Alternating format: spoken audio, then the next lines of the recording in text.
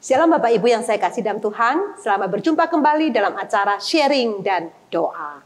Mari kita akan memulai acara ini, kita akan menaikkan nyanyian Betapa Hatiku.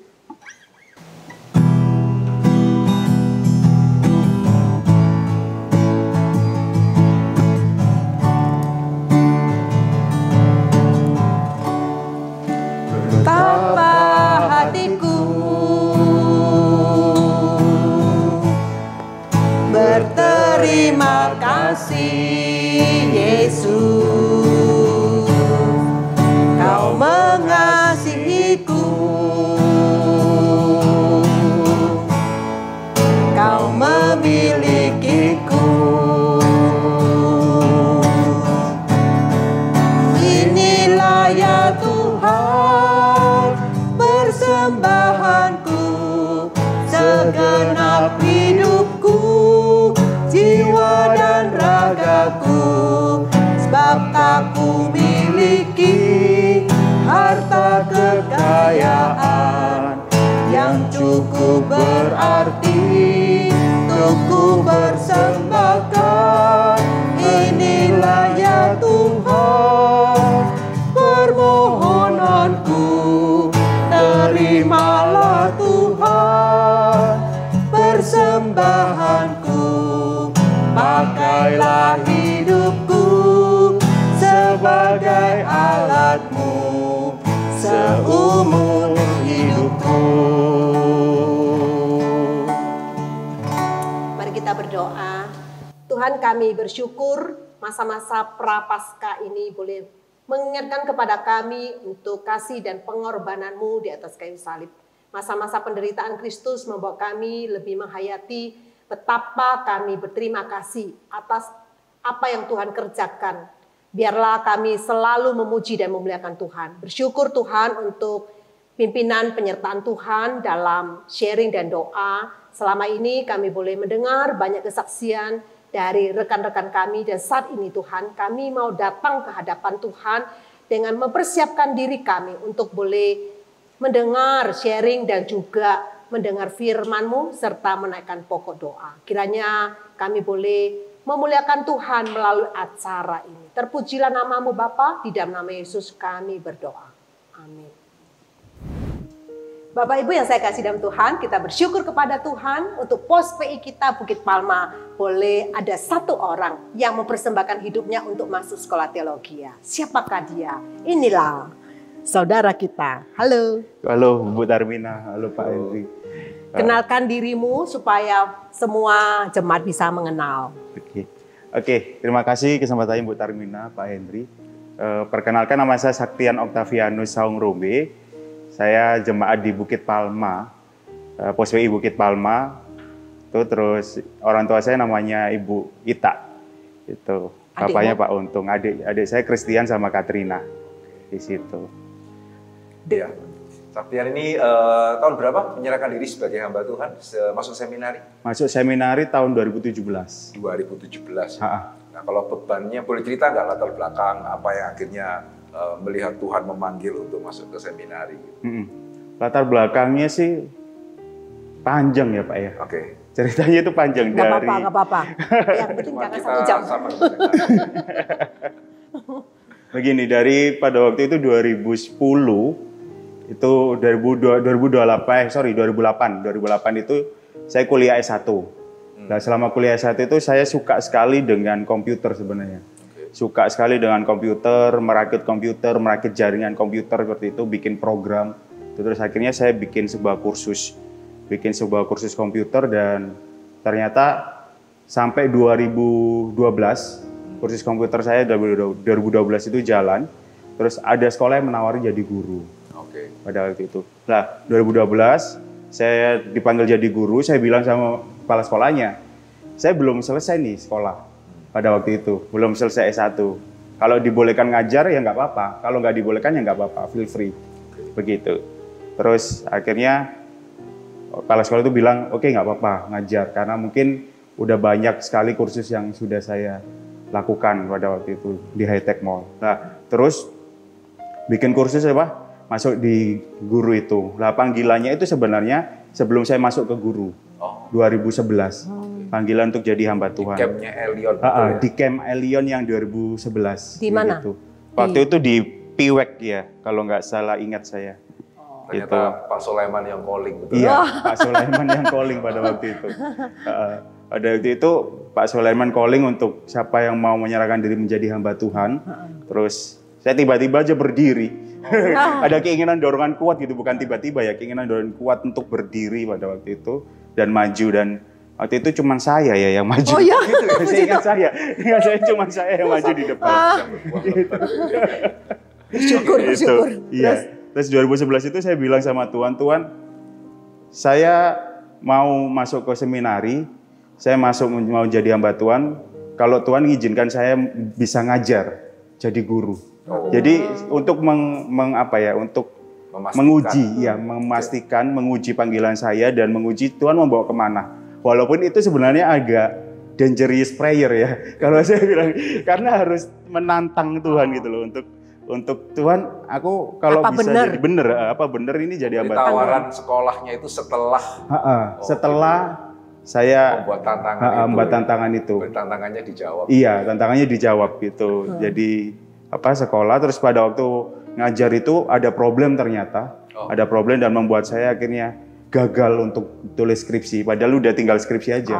Karena sibuk lah. Iya, karena sibuk pembagian waktu pada waktu itu. Dan waktu itu ya, kan tadi dikatakan sudah sempat buka kursus di High-Tech Mall ya. Nah, ya maksudnya kalau kita tahu kan berarti secara pendapatan dengan beralih ngajar jadi guru itu kan akan ada beda yang cukup jauh. Ya. Pertimbangannya waktu itu apakah ya karena sudah bilang sama Tuhan begitu ya? Iya, karena udah bilang dan udah dangerous prayer itu dan keinginan sekali untuk mengajar gitu loh Pak. Itu sejak kapan keinginan mengajar itu? Sebenarnya dari dulu. Guru sekolah minggu juga di Bukit Palma.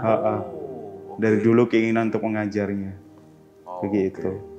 Oke, rasanya saya training kamu ya? Iya, waktu itu yang training sekolah minggu. Calling Pak Sulaiman training Wijonto. Iya. Jadi.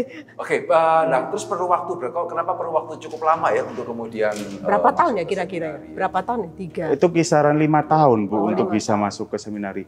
Karena itu tadi Pak, saya orangnya tidak mau setelah gagal di S1 itu, saya nggak mau lagi untuk gagal kedua kalinya. Dan saya benar-benar mau memastikan bahwa ini benar nggak panggilannya Tuhan. Jadi saya mencoba melakukan deal-dealan banyak sama Tuhan waktu itu. Tuhan tolong pastikan saya untuk mengerti panggilannya Tuhan benar-benar. Di situ apakah yang mau saya jangkau itu kemana? Ke anak-anak pemuda, ke anak-anak remaja. Pada waktu itu saya ngajar SMK. Apakah ke pendidikan atau kemana? Itu Tuhan biar bukakan. Jadi selama 5 tahun itu Tuhan juga beri kayak tanda-tanda begitu, dan saya benar-benar nggak bayangkan ada proses yang begitu. Akhirnya sereknya pada waktu apa yang membuat akhirnya tahun ini begitu ya. Pada waktu itu 2017 itu sebenarnya saya hampir menyerah untuk 2016 itu hampir menyerah untuk ya Tuhan kayaknya nggak dipanggil gitu. Kayak nggak dipanggil karena memang mungkin sudah nggak ada kayak menguji terus itu Pak, kayak ada di zona yang kayak nyaman berkobar-kobar gitu. Iya, udah gak berkobar-kobar. Tapi akhirnya di 2016 ke 2017 itu Tuhan nyentil saya gitu Pak, nyentil buat, ayo, ini waktunya kamu untuk semacam ada dorongan hati gitu, waktunya kamu untuk maju. Ini lihat, kalau kamu di sini terus dan nggak mau maju, ini generasi ini sudah udah kacau gitu nantinya. Istilahnya ini waktumu untuk jalan, untuk bisa memenuhi panggilannya Tuhan di situ. Baru di situ 2017 saya langsung mau untuk masuk gitu. Oke. Tapi kenapa ya? Maksudnya kan memang bebannya pendidikan. Ya kenapa kok ambilnya di seminari gitu, kok bukan di sekolah pendidikan? Kenapa kok bukan di sekolah pendidikan, di seminari? Karena saya pengen mengerti panggilan saya itu bukan di pendidikannya secara pure jadi guru agama seperti itu, tapi lebih ke arah akarnya bagaimana pendidikan Kristen itu harus dibentuk. Bagaimana pendidikan itu panggilan utamanya itu pendidikan seperti apa. Itu. Dan ternyata terjawab. Terjawab di seminari, di teologi. Mungkin boleh sharingkan sedikit bedanya di mana begitu? Bedanya di penggaliannya mungkin Pak ya. Di dalam pendidikan di teologi itu saya lebih mengerti bahwa ini loh yang Tuhan mau itu intinya itu ada di waktu saya menggali itu ada di kitab ini loh, Kejadian 1 ayat 28 untuk panggilan di pendidikan, di mana setiap gambar Allah. Ada amanat bahwa manusia itu harus berkembang biak dan menyebar, dan juga mereka itu manusia itu serupa dengan gambarnya Allah. Dan juga di Matius 28 ayat 19 sampai 20 bahwa menjadikan semua bangsa murid, itu merupakan sebuah panggilannya pendidikan yang selama ini saya belajar di seminari. Dan di situ saya coba untuk melihat bahwa ini harus dimasukkan ke dalam pendidikan Kristen seperti itu. Tapi di dalam seminari itu untuk presentasi pendidikan berapa persen? Kan teologi kan full tuh, iya. Ada PAK-nya. Itu presentasinya cuman 25% sih Bu. Sedikit sekali karena banyak sekali teologinya. Tapi tidak merasa sayang ya kalau pendidikan kan berarti 100%. Enggak, saya enggak merasa sayang. Karena saya ngelihat di ininya, di akarnya firman teologi Tuhan, ya, firman Tuhannya di situ. By the way, ngomong-ngomong, setelah melihat panggilannya, kira-kira itu sedang skripsi kan? Iya. Rencananya gimana? Sedang skripsi ini rencananya, ini tahun terakhir saya berpendidikan di saat itu.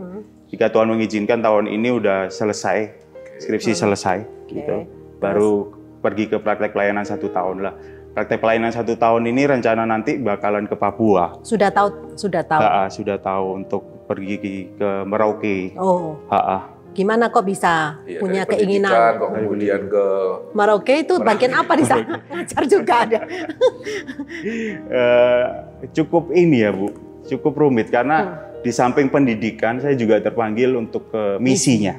Jadi saya melihat dari waktu terpanggil itu saya melihat bahwa misi itu sebenarnya tidak boleh lepas dari pendidikan, dan begitu pula sebaliknya, pendidikan itu tidak boleh lepas dari misi menjangkau. Pada saat seseorang itu di dalam pendidikan itu mengerti misi tujuannya Allah, di situ mereka murid-murid itu bisa menjadi efektif di dalam kehidupan mereka sehari-hari, dan mereka bisa menjadi terangnya yang sudah dibentuk dalam pendidikan Kristen yang baik. Seperti itulah. Di situ yang saya coba untuk tangkap dan coba untuk melihat bahwa ini nggak bisa lepas misi sama pendidikan. Makanya saya berusaha untuk belajar misi dan juga belajar bagaimana pendidikan di dalam misi. Begitu pula sebaliknya. Makanya, kamu di sana pendidikan itu ngajar ke anak-anak sana atau gimana? Berarti menjalankan misi di dalam pendidikan. Iya, menjalankan misi dalam bentuk pendidikan. Kira-kira sekolah atau? Kira-kira nanti masih perencanaannya yang udah kebuka sekolah sih Bu. Oh, iya. Itu gereja apa ya prakteknya? Gak tahu. Kemarin tuh bilangnya Kalang Kudus Merauke. Oh. Tapi ini juga saya dengar pas ya, pasangan calon istrinya juga. Sekalian memperkenalkan. juga ada beban ke sana ya? Iya, puji Tuhan juga. Itu bergumul sekali untuk mendapatkan calon pasangan yang sama bergerak dalam bidang misi pendidikan ini ya. Termasuk doakan ya. Tuhan kirimkan kepada saya. Sama-sama di saat. Iya, adik tingkat saya. Oke, sudah. Nanti orang sana gitu? Iya, orang Jawa cuman tinggalnya di Papua. Oke, kalau boleh tanya, sempat bicara nggak dengan calon istri ya? Kalau misalnya nanti memang panggilan Tuhan betul-betul, apalagi sebagai misionaris dan misionaris yang bergerak di bidang pendidikan. Nah, apakah sempat terpikir, wah nanti kalau punya anak bagaimana, secara kehidupannya itu bagaimana, begitu ya? Sharing sedikit begitu ya. Sempat sih waktu itu kita ngobrol-ngobrol soal itu, dan ini cukup pelik ya Pak kalau saya lihat. Karena kan pendidik dari panjang, rumit, pelik. Tiga. Oke, gimana gitu. Kami ngobrol soal pendidikannya, sempat berpikiran mungkin nanti kalau punya anak bisa homeschooling atau bagaimana untuk anunya. Cuman nanti masalah penghidupannya udah tergantung Tuhan aja deh nanti bagaimana. Itu cuman kami percaya bahwa ini misi yang Tuhan inginkan kuat banget itu bagi kami berdua, dan juga bagi saya juga ya, untuk bisa masuk ke dalam sebuah pendidikan misi atau misi dalam pendidikan. Itu yang saya lebih utamakan tangkap tuh, daripada oke lah nanti mungkin ada kesusahan ya, Udah itu nanti urusan nanti lah. Kesusahan penting sehari jalani. cukup sehari. Jalani panggilan itu. Iya. Bagus Moto sekali. saya kesusahan sehari untuk sehari. Oh. Ada mungkin yang mau disampaikan kepada jemaat atau kepada kan Ellen juga ada sekolah begitu ya. Terus Sakti ada satu dua hal yang mau disampaikan. Kalau di dalam pendidikan mungkin selama saya mempelajari ya, biarlah pendidikan Kristen itu tetap di dalam akarnya mengenal Tuhan sebagai otoritas tertinggi di dalam pendidikan, dan pada saat anak itu mengenal Tuhan yang benar dan mereka akan mengerti kepada siapa sih mereka harus melayani, maka pada waktu mereka terjun ke masyarakat dan bertumbuh, mereka bisa menggunakan ilmu pengetahuan mereka itu bukan untuk orang lain tapi untuk Tuhan gitu. Saat mereka mengerti tujuannya untuk bidang apapun untuk Tuhan. Begitu. Dan untuk teman-teman yang mungkin menggumulkan panggilan, walaupun nanti bakalan ada dangerous prayer gitu.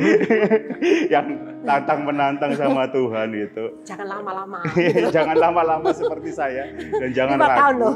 5 tahun. Gitu. Tapi saya melihat bahwa kalau misalnya Tuhan mau memperlengkapi, Tuhan mau memanggil, Tuhan pasti panggil dan perlengkapi, walaupun itu cukup lama. Dan datanglah gitu. kepada Pak Hendry gitu loh. untuk konsultasi. Datang kepada Tuhan dulu, berdoa terus ke Pak Hendry. Kan sudah bergumul. Oke, apalagi untuk ini orang tua atau gimana? Ada yang mau didoakan? Didoakan untuk skripsinya aja Pak. Oke. Skripsi dan untuk beberapa perencanaan ke depan. Kayaknya di tahun ini begitu cepat, harus banyak yang perlu mau merit juga dikerjakan. dong. Iya. Oh, setelah itu kan nggak boleh sendirian ke Merauke kan? Ya, oke, sangat bagus sekali Bapak Ibu, kita sudah dengar sharing. Sebentar lagi kita akan dengar firman Tuhan. Yuk, firman Tuhan akan disampaikan oleh Pendeta Hendry. Ya, bersyukur kesaksian yang indah kita baru dengarkan bersama-sama. Bersyukur juga untuk Elion Bukit Palma yang boleh melahirkan satu orang, satu jemaat yang boleh menyerahkan diri sebagai hamba Tuhan. Saudara, perenungan pada hari ini saya akan ambil dari Markus pasalnya yang ke-10, ya, ayat yang ke-21 hingga ayat yang ke-23. Kemudian ayatnya yang ke-28 sampai ayatnya yang ke-31. Ya, saya akan memulai dengan Markus pasal ke-10 ayat yang ke-21. Demikianlah firman Tuhan. Tetapi Yesus memandang dia dan menaruh kasih kepadanya. Lalu berkata kepadanya, hanya satu lagi kekuranganmu. Pergilah, jualah apa yang kau miliki dan berikanlah itu kepada orang-orang miskin. Maka engkau akan beroleh harta di surga. Kemudian datanglah kemari dan ikutlah aku. Mendengar perkataan itu ia menjadi kecewa, lalu pergi dengan sedih sebab banyak hartanya. Lalu Yesus memandang murid-muridnya di sekelilingnya dan berkata kepada mereka, alangkah sukarnya orang yang beruang masuk ke dalam kerajaan Allah. Ayat yang ke-28, berkatalah Petrus kepada Yesus, kami ini telah meninggalkan segala sesuatu dan mengikut engkau. Jawab Yesus, aku berkata kepadamu, sesungguhnya setiap orang yang karena aku dan karena Injil meninggalkan rumahnya, saudaranya laki-laki atau saudaranya perempuan, ibunya atau bapaknya, anak-anaknya atau ladangnya, orang itu sekarang pada masa ini juga akan menerima kembali 100 kali lipat rumah, saudara laki-laki, saudara perempuan, ibu, anak, dan ladang, sekalipun disertai berbagai penganiayaan. Dan pada zaman yang akan datang ia akan menerima hidup yang kekal. Lebih banyak orang yang terdahulu akan menjadi yang terakhir, dan yang terakhir akan menjadi yang terdahulu.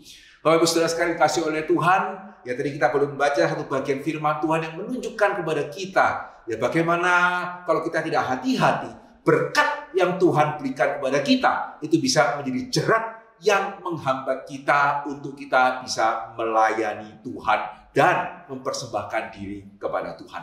Ya tadi kita baru membaca satu cerita yang saya percaya setiap kita tahu gitu ya. Ada seorang anak muda datang kepada Yesus dan kemudian menanya apa yang dia harus lakukan. Yesus memberikan beberapa hal, dia mengatakan saya sudah melakukan semua hal itu dan kemudian Yesus mengatakan kurang satu lagi. Begitu ya, dikatakan apa tadi di sana? Ya, pergilah, jualah apa yang kau miliki, berikanlah kepada orang miskin, engkau akan beroleh harta di surga, kemudian datanglah kemari dan ikutlah aku. Dan setelah dia mendengar perkataan itu, dikatakan dia kecewa, pergi dengan sedih sebab banyak hartanya. Nah, saudara, kadang-kadang ada orang mengatakan bahwa inilah contoh pemuda yang ya-yao. Begitu ya, nantang-nantang Tuhan, begitu ya, padahal hatinya tidak tulus. Untungnya saya tidak seperti itu. Saudara, betulkah ini penafsiran yang tepat? Ya, kalau tadi kita membaca di ayat yang ke-21 dikatakan Yesus memandang dia, menaruh kasih kepadanya. Ya, sehingga di sini kita melihat, kita menemukan seorang muda yang bukannya mau sok menantang Tuhan, tidak tulus di dalam hatinya, tetapi seorang muda yang betul-betul dia ingin mendapatkan apa yang baik. Ya, dia betul-betul ingin mengikuti Yesus, begitu ya. Tapi sayangnya apa yang menjadi jerat, apa yang menghambat dia adalah hartanya yang banyak. Ya, sehingga cerita ini bukan untuk membuat kita menilai pemuda ini tidak tulus, tidak. Tapi cerita ini mengajak kita, khususnya kita yang cukup diberkati oleh Tuhan, begitu ya. Sejauh mana ya kita menyadari itu berkat Tuhan, ataukah kita mulai menjadikan berkat itu lebih daripada Tuhan, sehingga pada waktu Tuhan memanggil kita, ya kita merasa begitu kesulitan. Ya saudara, kadang-kadang seringkali bahkan tidak perlu Tuhan memanggil kita untuk menjual harta. Ya, seringkali kita menemukan ketika Tuhan memanggil kita untuk melayani, yang mungkin ketika kita melayani akan sedikit banyak mempengaruhi penghasilan. Banyak orang Kristen tidak siap. Begitu ya. Bahkan seringkali kita mungkin mengajar anak-anak kita, begitu ya. Tuhan itu Tuhan ya. Sekolah itu sekolah. Ya, sehingga kalau tidak ada PR, tidak ada ujian, pergilah ke sekolah minggu. Tapi kalau besok ujian, ya tidak perlu sekolah minggu terlebih dahulu. Ya harap tidak ada orang tua Elion yang seperti ini. Tapi sayangnya, ya, tanpa sadar seringkali banyak orang tua yang seperti ini. Ya, sehingga setiap kali baptisan anak, ya saya tidak akan jemu-jemu mengingatkan saudara membaptis anak. Kenapa? Itu berarti saudara mengamini anak kita adalah anak Tuhan. Ya, sehingga pada waktu saudara sendiri berani mengamini anak kita anak Tuhan, setelah kita besarkan dia cinta siapa? Ya, kalau setelah kita besarkan dia pandai sekolah, dia pinter cari uang, begitu ya, tidak cinta Tuhan, berarti saudara sedang mengambil anaknya siapa dan memberikannya kepada siapa. Betul ya? Tapi seringkali orang Kristen tidak menyadari kita ingin anak kita pinter kerja. Amin. Begitu ya, kita ingin anak kita bisa mempunyai kehidupan yang baik, itu baik. Ya, tapi kalau sampai kita menjadikan anak Tuhan itu cinta uang dan menomorduakan Tuhan, saudara dan saya bertanggung jawab di hadapan Tuhan. Ya, sehingga cerita ini menunjukkan kepada kita bagaimana seringkali apa yang menjadi berkat Tuhan kita izinkan itu menjadi jerat bagi kita. Sehingga banyak orang tua, begitu ya, yang tidak siap ketika anaknya dipanggil menjadi hamba Tuhan. Ya, banyak anak-anak Tuhan yang juga tidak siap untuk bagaimana dia dipanggil untuk melayani Tuhan. Ya, sehingga tadi saya percaya kita mendengarkan satu sharing yang baik. Begitu ya, pada waktu kita tanya, wah ini Saktian ingin melayaninya sebagai misionaris, sebagai pendidikan. Nanti kira-kira ke depan bagaimana? Saudara mendengar satu jawaban yang saya percaya harusnya bukan hanya wajib dikatakan oleh mereka yang menyerahkan diri, tetapi juga seharusnya bisa dikatakan oleh setiap kita. Tapi kenapa kok kita sulit untuk mengatakan kalimat tadi? Ada yang mengatakan tadi jawaban yang tidak baik. Ya, jawaban yang fanatik. Begitu ya. Motonya adalah kesusahan sehari untuk sehari. Amin. Ada yang tidak amin. Begitu ya. Tapi ada yang mau Tuhan biarlah itu terjadi pada saya. Wah, ini lain ini. Begitu ya. Mengamini orang lain yang mengatakan itu satu hal. Amin. Gitu ya. Tapi mengamini kalau sampai kita sendiri yang harus mengatakan, seringkali itu merupakan hal yang berbeda. Tapi kenapa ada dualisme seperti ini ya? Saudara, saya percaya salah satu kesalahan konsep yang seringkali terjadi itu yang tadi kita baca di dalam bagian yang setelahnya. Di ayat yang ke-28 tadi kita membaca apa? Petrus berkata kepada Yesus, kami ini telah meninggalkan segala sesuatu dan mengikut Engkau. Nah, saudara, di bagian Injil yang lain, kalimat Petrus ini lebih jelas. Begitu ya? Di bagian Injil yang lain, Petrus mengatakan, kami sudah meninggalkan segala sesuatu dan kami sudah mengikut Engkau. Kami dapat apa? Ya, kalau tadi kan Tuhan meminta pemuda yang kaya itu ya, meninggalkan segala sesuatu dan mengikut Dia. Tetapi pemuda itu tidak berani. Tapi kemudian, nah ini, ternyata Saktian ini belajar dari Petrus ya, berani menantang Tuhan. Begitu ya, Petrus mengatakan, Tuhan, kami ini sudah meninggalkan segala sesuatu dan kami ini sudah mengikut Engkau. Dan ternyata memang Tuhan dulu, sekarang, sampai selama-lamanya itu tidak pernah berubah. Tuhan kita bukan Tuhan yang takut ditantang. Begitu ya? Ya, kalau misalnya kita membayangkan ya, kita mengatakan seperti ini kepada Tuhan, kami telah meninggalkan segala sesuatu dan mengikut Engkau. Ya, mungkin hari ini kita akan mengatakan tidak boleh ya. Tuhan kan sudah mati bagi kita. Ya, sehingga kalau misalnya kita mempersembahkan diri, itu kan mestinya sudah sepatutnya. Ya, masa kita dipanggil oleh Tuhan masih berani nanya, begitu ya, kami ini sudah meninggalkan sesuatu, mengikut Engkau, dapat apa? Dah boleh, kamu mesti mengingat kasih Tuhan. Saudara, menarik sekali ya, di sini kita melihat ketika Petrus mengatakan kalimat tadi, begitu ya, yang sebetulnya merupakan kalimat tantangan, ya saudara, Tuhan itu tidak pernah takut untuk ditantang. Begitu ya. Tuhan kita Tuhan yang tidak pernah berhutang. Ya, sehingga bukannya dia mengatakan, Petrus, kamu tidak sadar ya, saya dari surga ke dunia. Ya, kamu pergi untuk saya gitu aja masih nanya saya akan kasih apa. Kamu kurang tahu apa yang saya berikan kepadamu ya.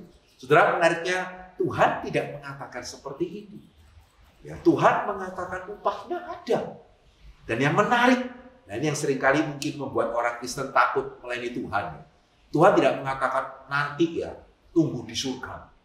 Begitu ya? Sehingga aku sudah memberikan terbaik bagimu, juga ada upah, tapi upahnya nanti ya, tunggu di surga. Saudara, yang menarik dari Tuhan Yesus mengatakan apa? Aku berkata, sesungguhnya setiap orang yang karena aku dan karena Injil meninggalkan rumahnya, saudaranya laki-laki atau saudaranya perempuan, ibunya atau bapaknya, anak-anaknya atau ladangnya, orang itu sekarang pada masa ini juga akan menerima kembali 100 kali lipat. Amin? Betul? Amin? Sungguh-sungguh amin? Begitu ya? Atau kalau saudara dipanggil itu nggak jadi amin? Nah, saudara, di sini kita melihat sesuatu hal yang kita perlu pelajari bersama-sama. Ya, karena seringkali ada satu kesalahan yang kadang-kadang bahkan secara tidak sadar masuk ke dalam polisi gereja. Begitu ya? Kalau ini hamba Tuhan ya kita tidak boleh sampai dia bagaimana. Ya, bahkan kalau saya boleh mengatakan bukannya tidak ada. Ya, gereja atau orang Kristen atau pengurus atau majelis begitu ya yang mempunyai konsep kalau hamba Tuhan ini ya kalau bisa kita kasih sedikit, ya jangan kasih banyak. Begitu ya, karena nanti kurang beriman. Ya, jadi kalau kita mau punya hamba Tuhan yang beriman, kalau bisa kasih lebih sedikit itu lebih baik bagi hamba Tuhan itu membuat dia itu lebih beriman. Ya, Elion enggak kok, hopefully. Gitu ya. Sering kali ada kesadaran, ya karena ini di dunia ya. Ya, kalau mau terima upah dari Tuhan itu di surga. Saudara, menariknya begitu ya, kalau tadi saya mengatakan hari ini jangan-jangan ada gereja yang mempunyai konsep seperti itu, ternyata konsep seperti ini bukan hanya abad 21. Ya, bahkan dari sejak abad mula-mula, ya beberapa bapak gereja juga mempunyai sesuatu perasaan, wah mestinya kalau upah dari Tuhan itu nanti di surga. Begitu ya, kalau di dunia ini ya giliran menderita. Saudara, amin ya. Tuhan Yesus mengatakan bagaimana setiap orang Kristen mesti siap untuk menderita. Ya, tetapi antara siap untuk menderita dengan harus menderita, apalagi dengan berkewajiban membuat orang yang menyerahkan diri untuk menderita, itu bukan hal yang sama. Betul ya? Sehingga jangan sampai kemudian gereja karena tidak menyadari ayat ini, ya maka kalau hamba Tuhan ya upahnya di surga. Ya toh tadi juga sudah siap kesulitan sehari cukup untuk sehari. Ya kita kasih ya secukupnya untuk sehari begitu ya. Sehingga akhirnya itu membuat kalau anak kita dipanggil, kita sendiri tidak siap. Ya, kalau keluarga kita dipanggil, kita sendiri tidak siap. Karena kita mempunyai konsep yang tidak tepat. Ya, firman Tuhan mengatakan tidak. Tuhan adalah Tuhan yang tidak pernah berhutang. Begitu, dan Tuhan bukan hanya Tuhan yang baru membayar hutangnya itu nanti di kekekalan. Ya, di dalam pelayanan saya mengamini Tuhan tidak pernah berhutang. Ya, meskipun jelas bukan berarti kemudian serahkanlah dirimu sebagai hamba Tuhan supaya engkau menjadi konglomerat. Tidak. Ya, tapi Tuhan adalah Tuhan yang tidak pernah berhutang, begitu ya. Bukan hanya untuk kehidupan nanti, tetapi untuk kehidupan yang sekarang. Ya, barang siapa sungguh-sungguh memenuhi panggilan Tuhan, dia akan melihat ya, buah-buahnya itu nyata. Ya, dia akan melihat kehidupan yang penuh, bahkan dia akan melihat bagaimana Tuhan sungguh-sungguh adalah Tuhan yang sangat sanggup untuk mencukupkan orang yang dia panggil. Ya, bahkan meskipun tadi saya mengatakan kadang-kadang gereja mempunyai konsep yang tidak tepat, ya, tapi Tuhan adalah Tuhan yang tahu bagaimana memelihara orang yang dia panggil. Amin. Dan bahkan bukan cuma itu, firman Tuhan mengatakan bukan cuma hari ini, tapi di kehidupan kekal Tuhan akan memperhitungkan hal itu. Setelah saya percaya ini, kalau kita menyadari, kita boleh mengenal Tuhan dengan lebih baik, dan kita sungguh-sungguh bersyukur mempunyai Tuhan yang tidak pernah berhutang. Dan kita bersyukur memiliki Tuhan yang bukan hanya tidak perhitungan, ya, tetapi yang juga tidak takut untuk diajak hitung-hitungan. Begitu ya, saya percaya setiap kita ya pada waktu kita bertemu dengan Tuhan, begitu ya, dan kita bertanya seperti yang Petrus katakan, Tuhan akan menunjukkan ya betapa Tuhan yang memanggil sungguh-sungguh adalah Tuhan yang mencukupkan. Sehingga mari setiap kita yang sampai hari ini Tuhan boleh mencukupkan kita, bahkan mencurahkan berkatnya dengan sangat cukup. Ya, bolehkah ya, berkat Tuhan itu jangan sampai menjadi jerat bagi setiap kita. Dan bolehkah ya, kita seperti Saktian, ya, kita juga seperti Petrus, begitu ya. Kalau memang Tuhan memanggil kita, why not? Ya, kalau memang Tuhan memanggil anak kita, kenapa tidak? Dan biarlah yang menjadi concern kita, yang menjadi kekhawatiran kita, bukan nanti saya bagaimana, saya makan apa, tapi bolehkah setiap orang Kristen yang menjadi kepeduliannya adalah apa yang Markus katakan di ayat yang terakhir. Jangan sampai yang terdahulu menjadi yang terakhir. Tapi mari kita yang terakhir boleh menjadi yang terdahulu. Kiranya Tuhan memberkati kita. Bapak Ibu, kita sudah mendengar renungan firman Tuhan yang disampaikan oleh Pendeta Henry. Mari kita bersatu hati dalam doa syafaat. Mari kita akan menaikkan doa syafaat, minta Pendeta Henry doakan untuk Saudara Saktian yang sedang skripsi di saat Malang, dan doakan untuk segala planningnya, untuk praktek 1 tahun, dan juga akan persiapan untuk pernikahan di tahun ini. Bapa dalam kerajaan surga, kami sungguh bersyukur dan terima kasih kalau sampai hari ini Tuhan masih boleh memanggil anak-anak Tuhan dan memampukan kami untuk boleh memenuhi panggilan Tuhan. Kami bersyukur untuk Saktian yang Tuhan juga boleh panggil dan bahkan memberikan suatu beban yang jelas ya Tuhan, yang konsisten selama ini. Kami juga bersyukur untuk seluruh studi yang dia sudah boleh ambil dan dia boleh memasuki akhir daripada studinya. Tuhan pimpin kiranya di dalam skripsi yang dia buat. Biarlah boleh sesuai dengan panggilannya, semakin memperlengkapi dia sebelum dia masuk ke dalam ladang pelayanan. Menyerahkan juga untuk rencana praktek setahunnya ke dalam tangan pimpinan penyertaan Tuhan. Menyerahkan juga untuk rencana pernikahannya ke dalam tangan Tuhan. Dan kiranya Tuhan sungguh boleh memimpin dia selangkah demi selangkah. Sehingga jangan dia salah melangkah ya Tuhan. Tapi setiap keputusan yang dia ambil, sungguh-sungguh keputusan yang kembali kepada kehendak Tuhan. Amin. Berdoa juga untuk Bu Ita, untuk papanya, juga untuk saudara-saudaranya ya Tuhan. Kiranya Tuhan juga yang boleh memelihara, menyertai, menyerahkan untuk Saktian sekeluarga ke dalam tangan pimpinan penyertaan Tuhan. Dalam nama Yesus kami berdoa. Amin. Minta Saudara Saktian doakan untuk seminari-seminari ada di Indonesia, supaya Tuhan pakai sebagai wadah untuk boleh mencetak hamba-hamba Tuhan yang berkualitas. Silakan. Tuhan, terima kasih atas kasih-Mu, terima kasih atas penyertaan-Mu Tuhan dalam setiap kehidupan kami. Tuhan, kami pada hari ini datang kepadamu untuk berdoa bagi setiap seminari-seminari yang ada di Indonesia ini. Ada STT Aletea, ada STT Saat, ada Amanat Agung, ada STT RI, ada banyak sekali Tuhan seminari yang tidak bisa kami sebut satu-satu. Tapi di sini kami mau berdoa, biarlah seminari ini mencetak hamba Tuhan yang baik, hamba Tuhan yang bisa mengenal Tuhan lebih dekat lagi dan mencetak hamba Tuhan yang bertanggung jawab untuk bisa mengajarkan tentang kebenaran firman Tuhan.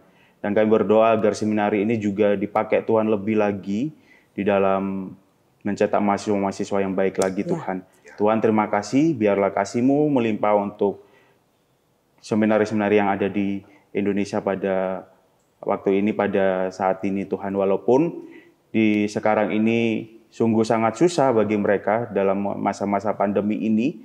Mungkin ada beberapa seminari dan ada banyak seminari yang tidak ada mahasiswanya di tempat, tapi kami percaya bahwa segala sesuatu jika Tuhan memang memakai, jika Tuhan sudah memakai seminari-seminari ini untuk memanggil hamba-hambanya, Engkau juga terus melindungi dan menyertai mereka di dalam proses pembentukannya Tuhan, walaupun nanti dan saat ini mengalami pandemi dan juga ada kendala jarak untuk mereka bisa belajar, tapi kami percaya bahwa Tuhan sendiri yang terus menolong. Makasih Bapak, ini doa dan syukur kami, dalam nama Tuhan Yesus kami berdoa. Kita bersama-sama berdoa bagi gereja kita, ada 3 pokok doa untuk gereja kita, bersyukur untuk orang tua jemaat kita yang punya anak yang sekolah online. Kita doakan supaya Tuhan terus memberikan kekuatan bagi orang tua untuk boleh mendampingi anak-anak sekolah online ini. Dan juga yang kedua, kita doakan untuk masa-masa prapaskah, biarlah firman Tuhan yang disampaikan setiap minggu boleh membawa jemaat untuk boleh mengerti kebenaran firman Tuhan tentang Yesus adalah. Mari kita doakan juga bersyukur untuk kelas fokus yang sudah boleh berjalan. Biarlah Tuhan terus menolong untuk para peserta yang ikut maupun Pak Henry yang ngajar, supaya Tuhan memakai hambanya dan juga setiap peserta boleh dimantapkan dalam iman kekristenan. Mereka yang belum percaya, satu kesempatan anugerah Tuhan, mereka boleh mengenal Tuhan lebih baik lagi. Mari kita buka suara doakan untuk 3 pokok doa ini. Bapa dalam surga Tuhan, kami bersyukur menyerahkan untuk orang tua jemaat kami yang mempunyai anak-anak yang sekolah online Tuhan. Kami doakan supaya mereka diberikan kekuatan boleh mendampingi anak-anak dengan baik. Terima kasih walaupun sudah 1 tahun mereka menjalani masa online tentunya melelahkan. Biarlah Tuhan terus memberikan kekuatan untuk para orang tua boleh setia mendampingi anak-anak belajar secara online. Tuhan, kami juga bersyukur untuk kelas fokus yang sudah boleh berjalan. Terima kasih, biarlah sungguh orang-orang ikut makin dimantapkan dalam iman mereka. Dan doakan bersyukur juga untuk masa prapaskah ini, setiap minggu ada khotbah mengenai Yesus adalah, biarlah sungguh-sungguh mereka semua jemaat boleh mengerti bahwa Yesus adalah satu-satunya juru selamat. 7 ego emi ini boleh membawa setiap jemaat boleh mengerti dan boleh berakar di dalam kebenaran firman Tuhan. Terima kasih Bapa, kami berdoa dalam nama Yesus kami. Amin. Kita juga doakan untuk bangsa dan negara. Mari kita bersehati doakan untuk BNPT dan Densus 88 supaya Tuhan pakai khususnya Polri untuk boleh mengantisipasi dan mendeteksi potensi radikalisme dan jaringan terorisme dari luar negeri agar gerakan itu tidak tumbuh di Indonesia. Kita berdoa supaya Tuhan memberikan keamanan. Mari doa penutup minta Pak Henry membawa dalam doa. Mari kita berdoa. Bapa dalam surga Tuhan, kami sehati doakan untuk bangsa dan negara kami ke dalam tangan Tuhan.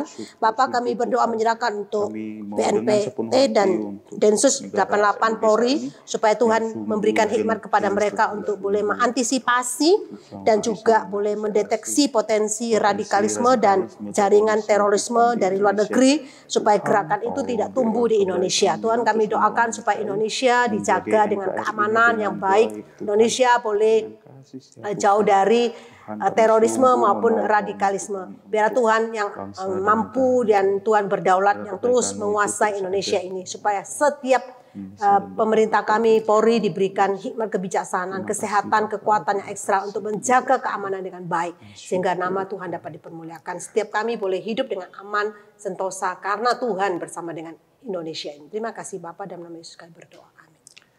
Bapa Kerajaan Surga, kami bersyukur, terima kasih sekali lagi kami boleh berdoa bersama-sama pada kesempatan kali ini. Kiranya Tuhan boleh mendengarkan seluruh doa-doa kami. Amin. Yang berdoa sekali lagi juga ya Tuhan untuk gereja Tuhan, baik di satelit maupun juga di Palma. Kiranya Tuhan juga boleh pakai kiranya supaya melalui baik satelit maupun Palma, bukan hanya nama Tuhan dipermuliakan, tapi juga ada anak-anak Tuhan yang diutus, yang boleh melayani Tuhan dalam pekerjaan Tuhan yang lebih besar.